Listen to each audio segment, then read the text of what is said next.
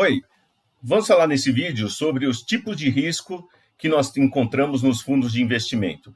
Na verdade, cada tipo de fundo de investimento ele vai ter diferentes riscos que eles correm. Mas, no geral, a gente vai encontrar essas categorias de risco em praticamente todos eles. Alguns mais, outros menos, que aí a gente vai discutir cada um desses riscos associado a cada tipo dos fundos em outros vídeos. Mas vamos entender de maneira geral quais são esses principais categorias de risco ou tipos de risco que a gente encontra. O primeiro deles é o chamado risco de mercado. O que é o risco de mercado? A ideia dele, do risco de mercado, é um risco que todos que estão no mercado, nesse sistema, estão sofrendo. Então, variações da taxa de juros, variações da carteira de ações, variações da taxa de câmbio, por exemplo, do real frente ao dólar, variações de preços de commodities, como, por exemplo, da cotação do barril de petróleo no mundo, tudo isso afeta todos no geral. Alguns mais, alguns menos, claramente, mas o risco de mercado afeta todos no geral, por isso que é chamado risco de mercado. Seja qual for o seu fundo, aonde está investindo, ele vai ser afetado por mudanças nesses chamados fatores de risco, como taxa de juros, ações, câmbio e assim por diante. Outro risco bastante importante é o risco de crédito, que é a tal da inadimplência, o calote ou o default.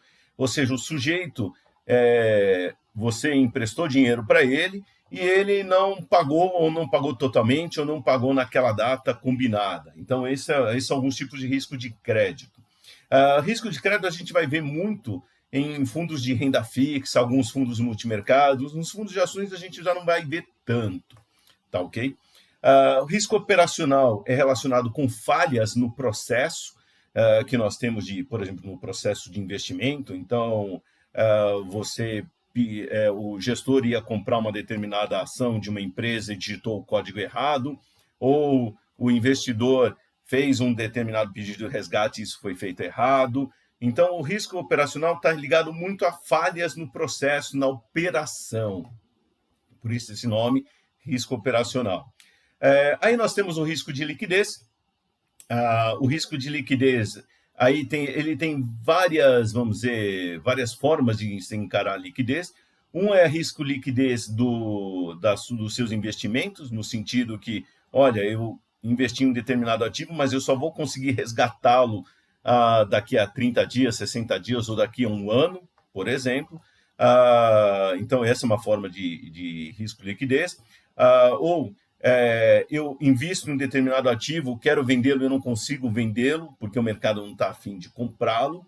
Ou risco de liquidez até na forma do seguinte: eu vou lá, eu sou cotista do fundo, quero resgatar e o fundo não tem dinheiro para pagar, justamente pelo que a gente falou agora. Ele não consegue vender aqueles ativos que estão na carteira para pagar aquela cota. Então, liquidez, inclusive os fundos em geral, eles colocam ali, olha, qual que é o prazo de conversão daquele resgate que você fez em pagamento. Então, isso é uma coisa que você tem que ficar de olho, porque alguns têm um prazo de 30 dias, 60, 180 dias. Então, isso acaba gerando... Isso é para proteger o fundo e a carteira do risco de liquidez, mas é um problema para a liquidez do cotista. Não chega a ser um problema grave, mas você, cotista, você, investidor, tem que ficar de olho nessa liquidez, porque quando você precisar de dinheiro, você não vai ter naquele momento. E outro risco é o chamado de contraparte. Contraparte é o seguinte: o gestor do fundo está fazendo uma operação e a contraparte, quem está do outro lado dessa operação, resolve não honrar aquilo que foi combinado.